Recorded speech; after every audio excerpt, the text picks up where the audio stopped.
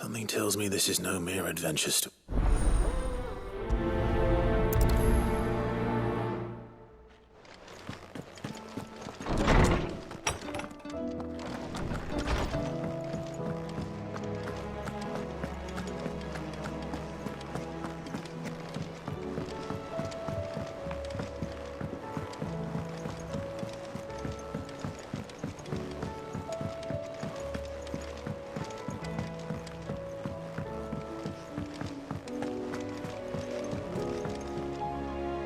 Vivian, I read your note, and I'd be happy to help you find the book you're looking for. Thank you, Clive. But tracking it down will not be easy. Are you sure? Please. You have always granted me your wisdom and insight whenever I asked. It's only right that I return the favor. Or at least attempt to. You are too kind. Alas, what I ask of you is rather more trying than delivering the odd lecture. I spoke with Hippocrates to see if he had any inkling as to where another copy might be found, but... But perhaps it is best that you hear the details from him. If you say so. Forgive me, Clive, for asking this of you. But this book, it set me on the path to becoming who I am today. Its importance cannot be overstated.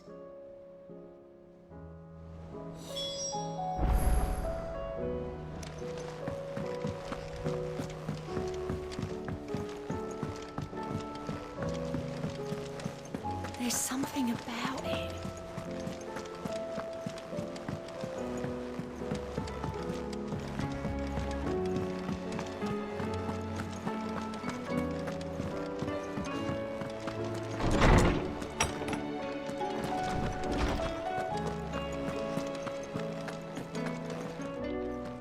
Ah, Clive, my boy.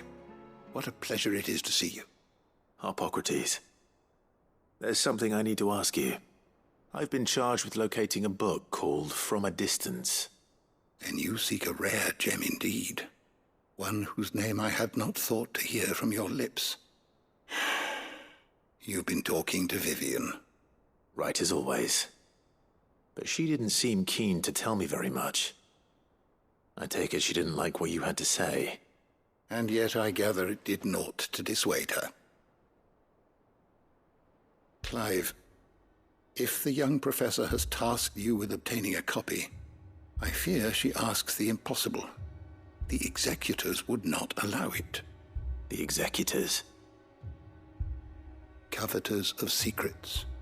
A clandestine organization committed to the collection and intenebration of forbidden texts and technologies. One such text being the tome Vivian seeks, chronicling as it does the true history of the enslavement of bearers. A tale which could overturn the established order were it ever to become widely known. Or, so rumor has it. I've never actually read the thing, or even set eyes on it for that matter. How is it that I haven't heard of this organization? Why, secrecy is the Executors' watchword. They lurk in the shadows, emerging only to seize that which must be seized, be it books, inventions, or people, before disappearing again, leaving nary a trace. Which would explain why Vivian's copy was snatched from her grasp not long after she found it. By the hand of the Executors, yes. But what drives them? Self-interest or ideology? A fine question. Sadly, all that is known of the Executors can be recounted in a single breath. You may just as soon ask me of their origins, numbers, or the identities of their leaders. Any answer I give would be pure speculation. Then my hunt was doomed from the first. What was Vivian expecting? That I'd pluck it from thin air? Not from thin air, no. From ash. Rumors of the Executors are rife among the scholars of Storm, but rather less so across the strait. I have a friend. Well, I had a friend in the village of Garnik, a collector of rare tomes, upon which subject we would oft correspond. Alas, I have heard naught from him since the skies fell dark. And no doubt he too has turned. But though he did not mention it by name, it is possible that a surviving copy of From a Distance yet rests upon one of his many shelves, quietly awaiting discovery. If you were, by some chance, able to save even a single book from the poor man's library, I know his soul would rest easier. Very well. When I next find myself in Waloed, I'll be sure to pay Garnick a visit.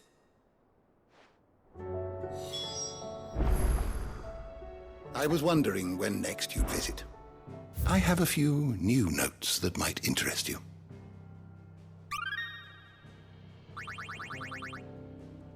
If you have a question for me, I should be happy to answer it.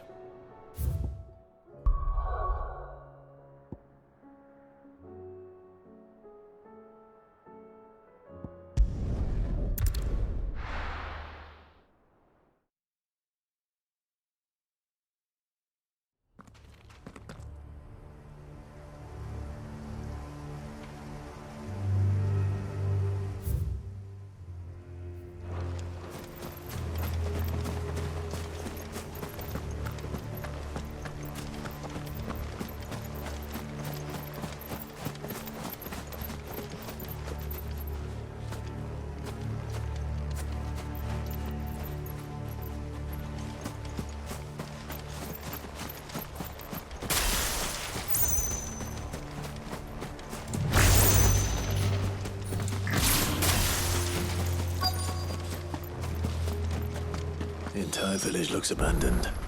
Now, which house would a bookworm live in?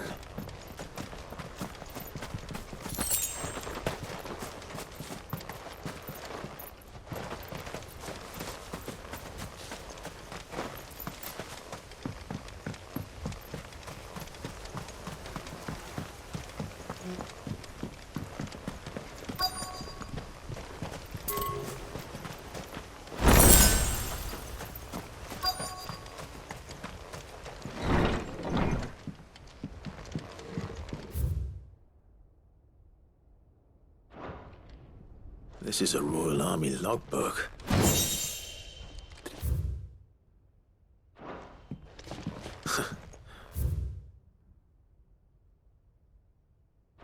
His interests were certainly varied.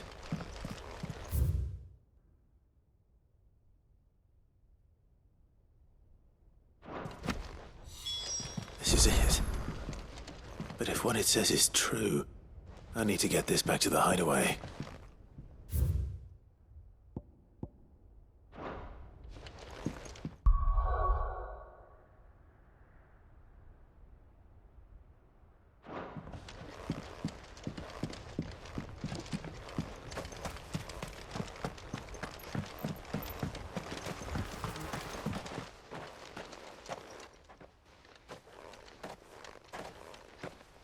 Leaving so soon, stranger?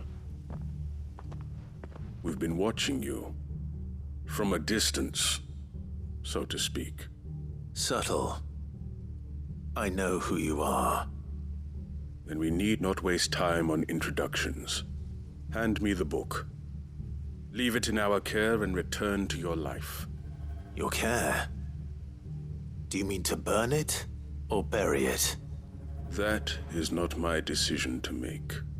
But by one means or another, its contents shall be removed from the common record. Then I'll have to politely refuse. I won't let you erase our history. Then we find ourselves at an impasse. Very well. The book can just as easily be pried from your dead hand.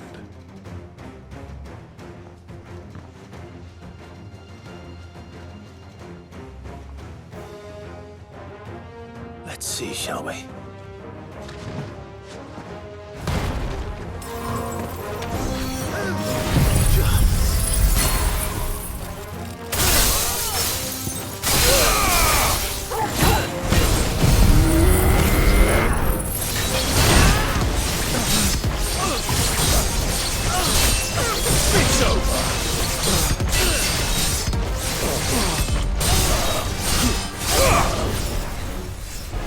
Bravo!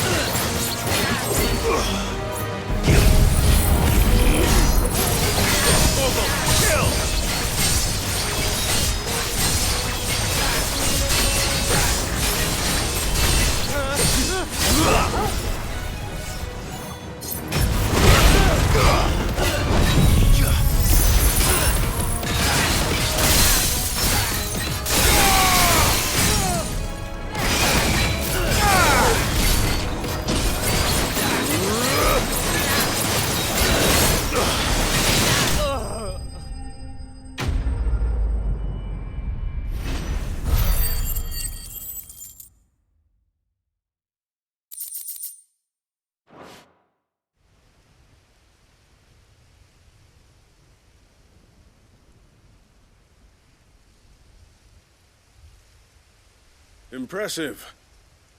But we have other means. We shall claim the book yet. Why do you want it so badly anyway? It lays out in no uncertain terms the vanity and avarice of mankind. It tells the shameful history of the persecution and oppression of a gifted few by a giftless many. Would you say that this interpretation was correct? I don't know. You don't know. Your sword may be sharp, but your wits are dull. So let me answer for you.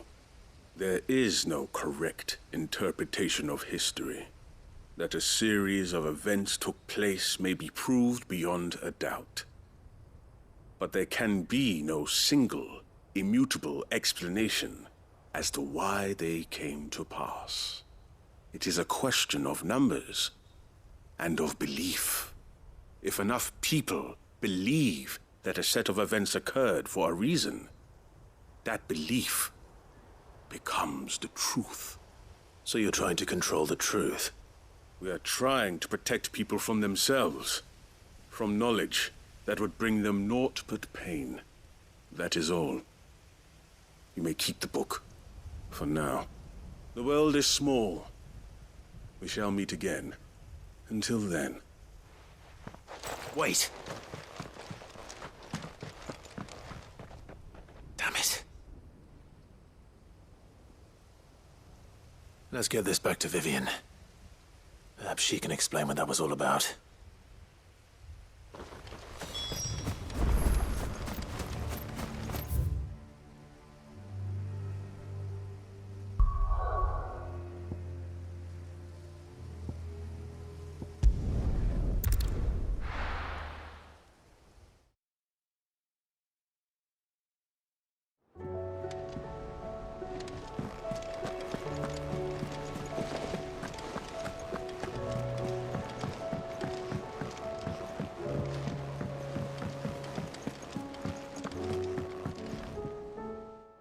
Vivian.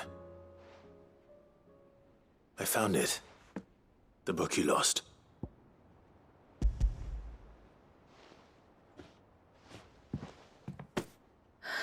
You found it. Thank you, Clive. Even though I asked this of you, I was not entirely sure it would be possible. I feared the Executors had seized every copy. I met with one of these Executors, and I convinced him to let me keep it. He told me something. That the truth is just a matter of collective belief. And that if enough people believe a lie, that lie becomes the truth. It does. But it also means that the truth is not immutable. That it can be changed. Provided that those who wish to change it can convince enough people that their perspective is the correct one. As the sad history of the bearers proves. You said that the book inspired you to become a scholar. It did. Or its author, rather. She was a heretic, you see. A firebrand and a dissenter. A gallows stood ready for her in every corner of the realm. And by shunning society, or perhaps being shunned by it, she stumbled upon a truth so potent that an entire realm trembled at the prospect of its utterance. I, too, have always felt somehow set apart from the world of men. A stranger to my own species. She taught me that my solitude was not a curse, but a gift. And that, though my journey to the truth might be a lonely one, what I found at my destination would be more than worth the cost.